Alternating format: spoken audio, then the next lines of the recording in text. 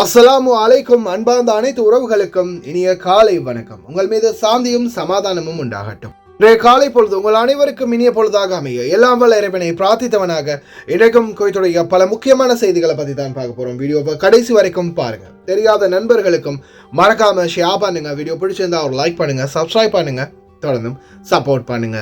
குவைத்துடைய dinar மதிப்பு அவ்வளோதான் பார்த்துடலாம். இலங்கைக்கான ரூபாயில் ஒரு தினாரின் மதிப்பு 939 ரூபாய் 85 உள்ளது. இந்தியாவின் ரூபாயில் ஒரு தினாரின் மதிப்பு 275 ரூபாய் 40 உள்ளது. இது அல்முல்லா எக்ஸ்சேஞ்சுடைய அப்ளிகேஷன் ஆன்லைன் ரேட் ஆகும். அதே போல கூகுள் ரேட்டை பார்த்தலாம். இலங்கைக்கான ரூபாயில் ஒரு தினாரின் மதிப்பு 957 ரூபாய் 9 உள்ளது. இந்தியாவின் ரூபாயில் ஒரு தினாரின் மதிப்பு 276 ரூபாய் 17 உள்ளது. அதே போல அமான் எக்ஸ்சேஞ்ச் ரேட்டை பார்த்தலாம். அமான் எக்ஸ்சேஞ்ச் இந்தியாவுக்கு பார்த்தீங்கன்னா மொத்தமாகவே 275 ரூபாய் 20 வழங்குறாங்க. அது நீங்கள் எத்தனை தினார் அனுப்பினாலும் உங்களுக்கு அதே ரேட் தான். அதே போல இலங்கைக்கு வெறும் 20,000 ரூபாய்க்கு மட்டும் 978 ரூபாய் வழங்குறாங்க. இது அம்மான் எக்ஸ்சேஞ்சுடைய ரேட். அதே போல சஜில் எக்ஸ்சேஞ்ச் பார்த்தீங்கன்னா இந்தியாவுக்கு 276 ரூபாய் 20 வழங்கி இருக்கிறாங்க. அதுவும் பார்த்தீங்கன்னா அன்லிமிட்டட் ரேட் தான். அதே போல இலங்கைக்கு 973 ரூபாய் வழங்குறாங்க 30,000 ரூபாய்க்கு உட்பட்ட பரிவர்த்தனைகளுக்கு 30 தினாருக்கு. அதே போல 961 ரூபாய் 7 வழங்குறாங்க 50,000 ரூபாய், அதாவது 50 தினாருக்கு உட்பட்ட பரிவர்த்தனைகளுக்கு. அதே போல 1 லட்சம் ரூபாய் 100 தினாருக்கு உட்பட்ட பரிவர்த்தனைகளுக்கு 954 ரூபாய் 36 வழங்குறாங்க. 1 லட்சம் ரூபாய்க்கு கம்மியாக நீங்கள் அனுப்பினீங்கன்னா இந்த ரேட் கிடைக்கும். அதிகமாக அனுப்பும்போது இன்னும் ரேட் வேறுபடும். மேலதிக தகவல்களுக்கு 97 23 54 61 என்ற வாட்ஸ்அப் இலக்கமூடாக தெரிந்து கொள்ளுங்கள். அதே போல கேபிஇ எக்ஸ்சேஞ்ச் பார்த்தீங்கன்னா இந்தியாவுக்கு 275 ரூபாய் 20 இலங்கைக்கு 954 ரூபாய் 40 வழங்குறாங்க. அதே போல பார்த்தீங்கன்னா யுஏஇ எக்ஸ்சேஞ்சை பற்றியும் தொடர்ந்துமே உங்களுக்கு தெரிய தருது. மற்ற எக்ஸ்சேஞ்சுகள் எல்லாம் 100 தினாருக்கு கம்மியாக அனுப்பும் போது தான் உங்களுக்கு நல்ல ரேட் கிடைச்சிருக்கும். ஆனால் இங்கே 100 தினாருக்கு அதிகமாக 200 300 400 500 தினார் அனுப்பினாலும் அதுதான் உங்களுக்கு பெஸ்ட்டான ரேட்டாக இருக்கும் மற்ற எக்ஸ்சேஞ்சுகளை விட. ஒரு 10 ரூபாய் சரி அதிகமாக கொடுப்பாங்க. குர்துவா மாலுக்கு மேலேயும் இருக்குது இந்த யுஏஇ எக்ஸ்சேஞ்ச். ஆனால் இலங்கையர்களுக்கு மக்கள் வங்கியை தவிர்த்து மற்ற எந்த வங்கிக்குமே நீங்கள் 500 தினாரோ 1000 தினாரோ எவ்வளோ அனுப்பினாலும் உங்களுக்கு பெஸ்ட்டான ரேட் கொடுப்பாங்க. மக்கள் வங்கிக்கு மட்டும் அந்த சப்போர்ட் இல்லாத காரணம் அவங்களுடைய இன்டர்நேஷ்னல் ரெமிட்டன்ஸ் வீக்னஸாக இருக்கிறதால தான் மற்ற எக்ஸ்சேஞ்சுகள் மற்ற பேங்குகள் நல்லது. அதே போல் கோயத்துடைய பல எக்ஸ்சேஞ்சுகளுமே அக்கௌண்ட் நம்பரை மறைச்சிக்கிறாங்க. இதை பற்றியும் உங்களுக்கு தொடர்ந்துமே தெரிய தரது. நீங்கள் ஏதாவது ஒரு புதிய எக்ஸ்சேஞ்சுக்கு பழைய பட்டுச்சீரோட போகிறீங்களா இருந்தால் நிச்சயமாக அதில் அக்கௌண்ட் நம்பர் இருக்கா அப்படின்றத செக் பண்ணிக்கோங்க. அப்படி இல்லாத பட்சத்தில் எழுதிட்டு போனாலும் பிழை இல்லாத அக்கௌண்ட் நம்பர் எழுதிட்டு போங்க. ஏதாவது ஒரு நம்பர் பிழைத்தாலும் கூட உங்களுடைய பணம் நாட்டுக்கு போய் சேராது. அந்த பணத்தை திரும்ப பெறணுமா இருந்தாலும் ரொம்ப நாட்களாகும். மறுபடியும் கட்டணம் செலுத்த வரும். அதே போல் எக்ஸ்சேஞ்சுகளில் நீங்கள் பணம் அனுப்பி முடித்ததுக்கப்புறமா உடனடியாக பற்றுச்சீட்டை மறக்காமல் செக் பண்ணி பாருங்கள். பற்றுச்சீட்டில் எல்லா டீட்டெயில்ஸும் சரியாக இருக்கான்றதை முதலாவது செக் பண்ணிக்கோங்க. ஒரு பிழை இருந்துச்சுன்னா உடனே திருத்திக்கோங்க. யுனைடெட் கல்ஃப் எக்ஸ்சேஞ்ச் கார்பரேஷன் இந்தியாவுக்கு பணம் அனுப்ப 750 ஃபில்ஸும் இலங்கை பணம் அனுப்ப 1 தினாரும் கட்டணமாக அறவிடுறாங்க. அல்சாமில் எக்ஸ்சேஞ்ச் கார்பரேஷன் 1 தினார் மட்டுமே கட்டணமாக அறவிடுறாங்க. யூஜே எக்ஸ்சேஞ்ச் கார்பரேஷன் 1 தினார் மட்டுமே கட்டணமாக அறவிடுறாங்க. Kuwait Asian international exchange 750 fils மற்றும் 1 தினார் போன்ற கட்டணங்களும் அறவிடுறாங்க. குவைட்டில் அல்நாதா, ARY, அமான் எக்ஸ்சேஞ்ச், யூஜே, அல்சாமில், Ansari exchange, Lulu exchange, Joyalukkas, கேபிஇ, UAE, Oman exchange, Bahrain exchange, BEC, Wall Street exchange, சஜில் எக்ஸ்சேஞ்ச், மேலிக் எக்ஸ்சேஞ்ச், இன்டர்நேஷனல் எக்ஸ்சேஞ்ச், அல் சபா எக்ஸ்சேஞ்ச், இது போன்ற இன்னும் பல எக்ஸ்சேஞ்சுகள் இருக்குது. ஒவ்வொரு எக்ஸ்சேஞ்சுகளையும் ஒவ்வொரு விதமான கட்டணங்கள் அறவிடுறாங்க. அதுலேயும் குறிப்பாக பார்த்தீங்கன்னா நீங்கள் ARY எக்ஸ்சேஞ்சில் பணம் அனுப்பும்போது உங்களுக்கு 900 ஃபில்ஸ் மற்றும் 750 ஃபில்ஸ் போன்ற கட்டணங்கள் அறவிடுவாங்க. அதே போல் மற்ற எக்ஸ்சேஞ்சுகளான சஜில் எக்ஸ்சேஞ்ச், மேலிக் எக்ஸ்சேஞ்ச், அல்சாமில், கேபிஇ இது போன்ற பல எக்ஸ்சேஞ்சுகளையும் 1 தினார் மட்டுமே தான் கட்டணம் அறவிடுறாங்க. அதே போல் இன்னொரு மிக முக்கியமான தகவல், நிறைய பேர் ஏமாறுறதுக்கு காரணமே இந்த வெளியில் ஸ்டிக்கரில் ஒட்டி இருக்கிற ரேட்டு அல்லது மெசேஜில் வரக்கூடிய ரேட்டை பார்த்துட்டு தான். நீங்கள் முதலாவது எக்ஸ்சேஞ்சுக்கு போனதுமே ஒன்று உங்களுக்கு மெசேஜில் வாட்ஸ்அப்பில் ரேட்டை பற்றி அனுப்பியிருப்பாங்க. அதை பார்த்துட்டு போனீங்கன்னாலோ அல்லது முன்னுக்கு கண்ணாடியில் டிஸ்பிளே பண்ணி வச்சுருக்கிற ரேட்டை பார்த்துட்டு போனீங்கன்னாலோ தயவு செய்து முதலாவது உள்ள கேளுங்க எத்தனை தினார், அதாவது 100 தினாருக்கா இல்லை 50 தினாருக்கா 20 தினாருக்கா இந்த ரேட் பொருந்தும் அப்படின்றத கேட்டுட்டு அதுக்கப்புறமா அனுப்புங்க. நீங்கள் கஷ்டப்பட்டு சம்பாதிக்கிற உங்களுடைய பணத்தை நல்ல எக்ஸ்சேஞ்சுகள் மூலம் அனுப்புங்க. பணிப்பெண்களுக்கும் இந்த வாய்ப்பை பெற்றுக் கொடுங்க ஓட்டுநர்களே. குவைத்துடைய தங்க விலை பார்த்தலாம். 1 கிராம் 18 கேரட் தங்கத்தின் விலை 19 தினார் 833 ஃபில்ஸ். 1 கிராம் 21 கேரட் தங்கத்தின் விலை 23 தினார் 139 ஃபில்ஸ். 1 கிராம் 22 கேரட் தங்கத்தின் விலை 24 தினார் 249 ஃபில்ஸ். 1 கிராம் 24 கேரட் தங்கத்தின் விலை 26 தினார் 444 ஃபில்ஸ். குவைத்துடைய தங்க விலை பார்த்தீங்கன்னா மறுபடியும் நேற்றைய விட 100 ஃபில்ஸ் கம்மியாக இருக்குது. பார்க்கலாம் எதிர்வரும் நாட்களில். முடிந்த வரைக்கும் நாட்டோட விலையை முதலாவது கம்பேர் பண்ணி பாருங்கள். அதுக்கப்புறமா இங்கே விலை கம்மியாக இருந்தால் வாங்கிக்கோங்க. பயோமெட்ரிக் என்ரோல்மெண்ட் இன்னும் முடிக்கலையா? இன்னும் குறுகிய காலமே உள்ளது. மிஞ்சினா 12 நாள் இருக்குது. இதற்குள்ள கம்ப்ளீட் பண்ணுங்கள். இல்லைன்னா பேங்க்லேருந்து காசு கூட எடுக்க முடியாத ஷூன் விசாக்காரர்களுக்கு. நரேந்திர மோடி 43 வருடத்துக்கு பிறகு ஒரு இந்திய பிரதமர் குவைத்துக்கு விஜயம். அதே போல் குவைத் அதிரடியான வேலை திட்டங்கள் ஆரம்பம். கல்ஃப் 26க்கான வேலைகள். 30,000 பேருக்கும் அதிகமான பயணிகள் குவைத்துக்கு விஜயம் செய்துள்ளார்கள். ஆனால் இந்த சூழலில் நாங்கள் தயார், சத்தியமாக அடிப்போம் அப்படின்ற மாதிரி ஈரான் இஸ்ரேலுக்கு எச்சரிக்கை விடுத்திருக்காங்க. 1,00,000 பேருடைய சடலங்கள் மீண்டும் ஒவ்வொரு பகுதிகளிலிருந்து மீட்கப்பட்டிருக்குது. கொலைகாரன் ஆசாத்துடைய கொடூரம். அதே போல் ஜப்ரியா பகுதிகளில் சுத்திகரிப்பு பணிகள் ஆரம்பம். பார்க்கலாம் தலைவிதி எப்படி மாறப்போகுதுன்னு. அனைத்து தகவல்களையும் பார்த்தரலாம். முதலாவது தகவல், அல் அஜ்ரி மையம். குவைத்தில் குளிர்கால சங்கராந்தி டிசம்பர் 21, 2024 சனிக்கிழமை மதியம் 12:21 அளவில் ஆரம்பமாகிறது என்று தெரிவித்திருக்கின்றார்கள். ஆண்டின் மிக நீண்ட இரவையும் பிற்பகலில் மிக நீண்ட நிழலையும் காணும். மேலும் இது வானியல் ரீதியாக குளிர்காலத்தின் தொடக்கமாக கருதப்படுகிறது அப்படின்னு தெரிவிச்சிருக்கிறாங்க. குளிர்காலத்துடைய தொடக்கம் என்ன? அதுவும் மிக அதி உச்ச குளிரை நாம் காண போகிறோம் அப்படின்றது தான் உண்மை. அதே போல் இப்போவே பார்த்திங்கன்னா அப்தலி சால்மி பகுதிகளில் எல்லாம் தண்ணீர், அந்த தோட்டங்கள்ல அங்கே இங்கே ரோடோரமாக எல்லாம் தேங்கி நிற்கிற தண்ணீர்களுக்கு மேலே ஐஸ் படலங்கள் ஆரம்பிச்சிருக்குது. அது பற்றியும் ஒரு வீடியோ அனுப்பி போட்டிருந்தாங்க. நேற்றைய தினம் ஒரு சகோதரர் ஷேர் பண்ணியிருந்தார். பாருங்கள், இனி வர நாட்களில் குளிர் தான்.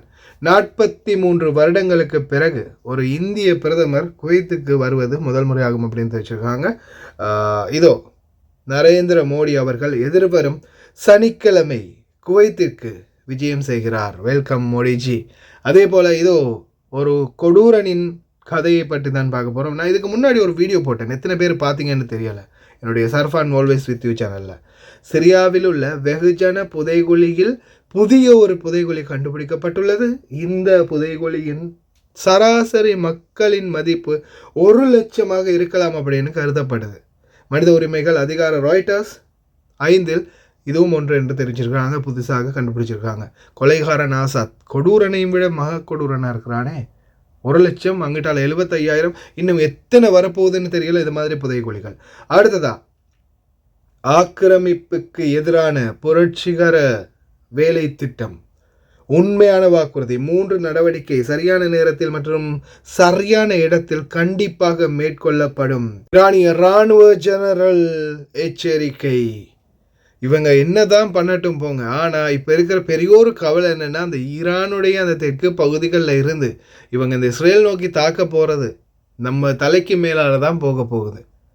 அல்லாஹ் போதுமானவன். என்ன நடக்குமோ தெரியல, பார்க்கலாம். Biometric enrolment. இப்போதைய சூழலில் பயோமெட்ரிக்ன்றது சிலருக்கு கேஷுவலாகவே போயிடுச்சு. சிலர் அதை பற்றி கணக்கே எடுக்காமல் இருக்கிறாங்க. ஒரு சிலர் பதட்டத்தில் இருக்கிறாங்க. பயோமெட்ரிக் குறிப்பாகவே இந்த நாட்டிலேருந்து நீங்கள் கேன்சலில் போகிறீங்களா இருந்தால் உங்களுக்கு தேவையில்லை. அதே மாதிரி விமான நிலையத்தில் இப்போ நீங்கள் கண்ணால் பார்க்கக்கூடிய காட்சி, இப்படி கட்டை விரல் 2, 4 விரல் இந்த மாதிரி நீங்கள் வச்சு கண்ணையும் ஸ்கேன் பண்ணிட்டு வந்திருந்தீங்கன்னா உங்களுக்கு பயோமெட்ரிக் தேவைப்படாது. இருந்தாலும் நீங்கள் செயல் அப்ளிகேஷன் இருந்துச்சுன்னா செக் பண்ணி பார்த்துக்கொள்வது உங்களுக்கும் பெட்டராக இருக்கும். அதே போல் காதிம் விசாவில் இருக்கிறவங்க கேன்சலில் போனாலும் உங்களுக்கு தேவைப்படாது. அதே மாதிரி ஏதாவது உங்கள் கஃபீல் இல்லை தேவையில்லை உனக்கெல்லாம் தேவையில்லை அப்படின்னு சொன்னாங்களும் ஃபுல் ரெஸ்பான்சிபிலிட்டி அவங்களுடையது. அதால் நீங்கள் பயப்பட வேண்டிய அவசியமே இல்லை. அதே போல் ஷூன் விசாவில் இருக்கிறவங்க பேங்க்கில் அக்கௌண்ட் வச்சுருக்கிறவங்க, சாதாரண இப்போ என்னை பொறுத்தவரை நான் காதிம் விசாவில் இருந்தாலும் நான் பேங்க்கில் அக்கௌண்ட் வச்சுருக்கிறேன். அப்போ எனக்கு கட்டாயம் நான் எடுத்தே ஆகணும். இல்லைன்னா பேங்கை ஹோல்ட் பண்ணிடுவாங்க. அக்கௌண்ட்டில் இருக்கிற காசும் ஹோல்ட் ஆகிரும். அதே போல் தான் ஷூனில் இருக்கிறவங்களுக்கும் இதே பிரச்சனை இருக்குது. சம்பளம் ஷூனில் இருக்கிறவங்க பேங்க்குக்கு தான் கூடுதலாக வாரது. அப்போ பேங்க் அக்கௌண்ட் ஃப்ரீஸ் ஆகிரும். அதனால் முடிந்த வரைக்கும் வேகமாக எடுத்துக்கொள்ள பாருங்கள். அதே மாதிரி காதிம் விசாவுக்கு மட்டும் இப்போ ஷாமியாவில் உங்களுக்கு ஒரு வாய்ப்பு இன்னமும் வழங்கப்பட்டது. ஷாமியா ஜமியாவுக்கு முன்னால் இருக்கக்கூடிய the public authority for civil information அதில் பார்த்தீங்கன்னா சிவில் தகவலுக்கான பொது ஆணையகத்தில் வந்து இன்னமுமே வந்து எடுக்கப்படுது. அது சம்மந்தமாக ஒரு வீடியோ காட்சி அட்டாச் பண்ணியிருக்காங்க, அதையும் பாருங்கள். அதே மாதிரி அராபிலையும் நான் ஒரு வீடியோ அட்டாச் பண்ணியிருக்கேன்.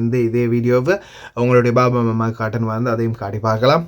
ஆனால் குறிப்பாக இந்த காதிம் விசாவில் நீங்கள் வந்து கேன்சல் போகிறீங்களா இருந்தாலும் சரி, அல்லது இப்போ நாட்டுக்கு போனாலும் சரி, நீங்கள் போகும்போது ஒரு பிரச்சனையும் இல்லை, திருப்பி வரும்போது ஏர்போர்ட்டில் எடுத்துக்கொள்ளலாம். லீவில் போகிறவங்க அதே மாதிரி தான் ஷூன்லையும் நீங்கள் லீவில் போகிறீங்கன்னா போகலாம். போயிட்டு திரும்பி வரும்போது நிச்சயமாக விமான நிலையத்தில் சரி நீங்கள் பயோமெட்ரிக்கை என்டர் பண்ணி ஆகணும். அப்படி என்டர் பண்ணாத பட்சத்தில் உங்களுக்கு வந்து மறுபடியும் நீங்கள் பேங்க் அக்கௌண்ட் இருந்துச்சுன்னா அது ஃப்ரீஸ் ஆகிரும்.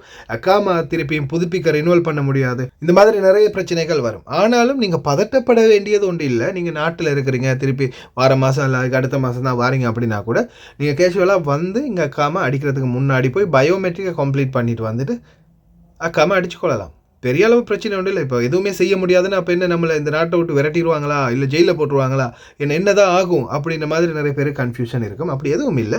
பயோமெட்ரிக் மிஷின் இங்கே ஓடியா போகுது. டிசம்பர் 31 பிறகு அங்கே தான் இருக்க போகுது. வாரவங்க வெளிநாட்டிலேருந்து வாரவங்களாக இருந்தாலும் சரி, புதிதாக வாரவங்க இருந்தாலும் சரி எடுத்துக்கொள்ளலாம், ஒரு பிரச்சனையும் இல்லை. ஆனால் இப்போதைக்கு முடிஞ்சால் ட்ரை பண்ணுங்கள்.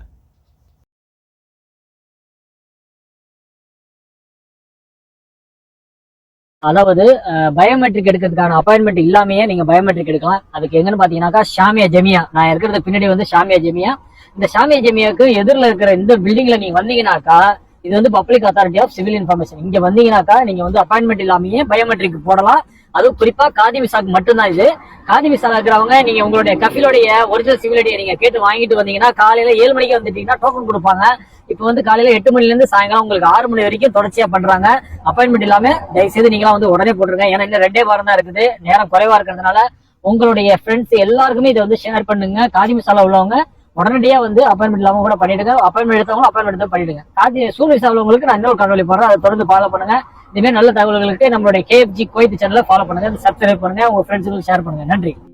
بخصوص حجز المواعيد يتم عن طريق برنامج سهل أو منصة متر.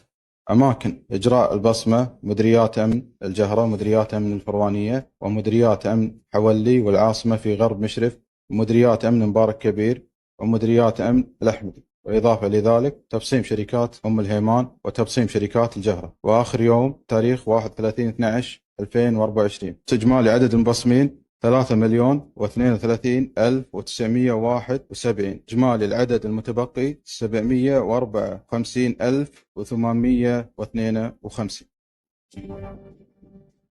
أتمنى أن يتم حجز عن طريق برنامج سهل والتوجه لأخذ البصمة البيومترية لتفادي التزاحم في أماكن التبصيم.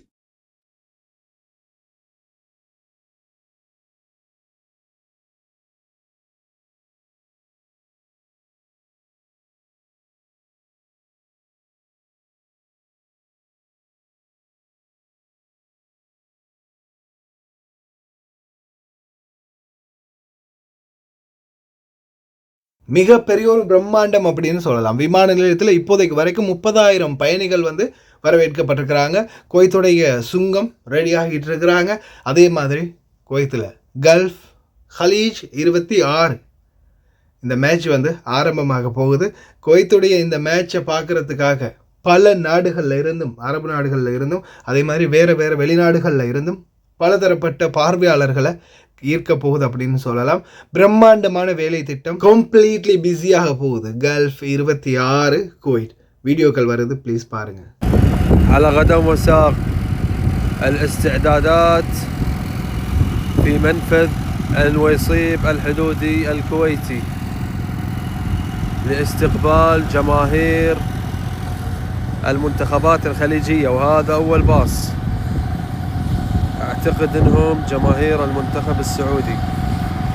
حياكم الله جميعا، تشرفونا وتنورونا. هذه الكويت.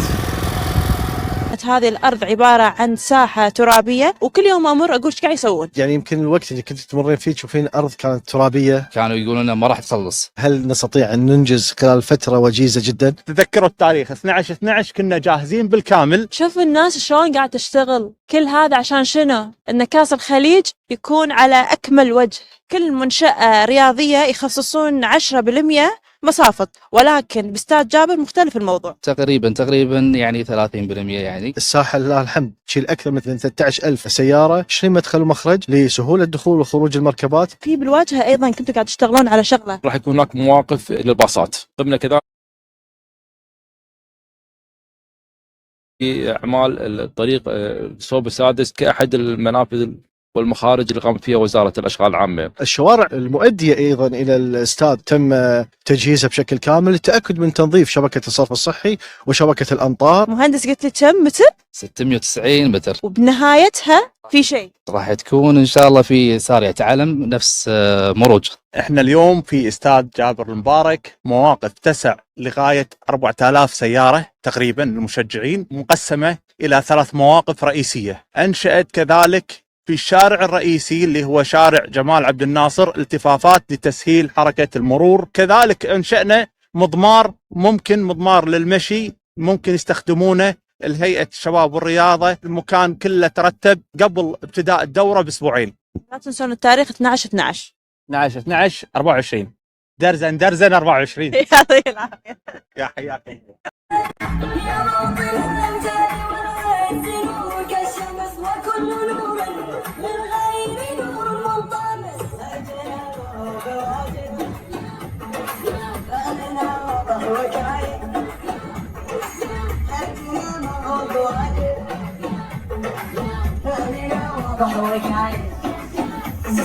حنا الرؤيا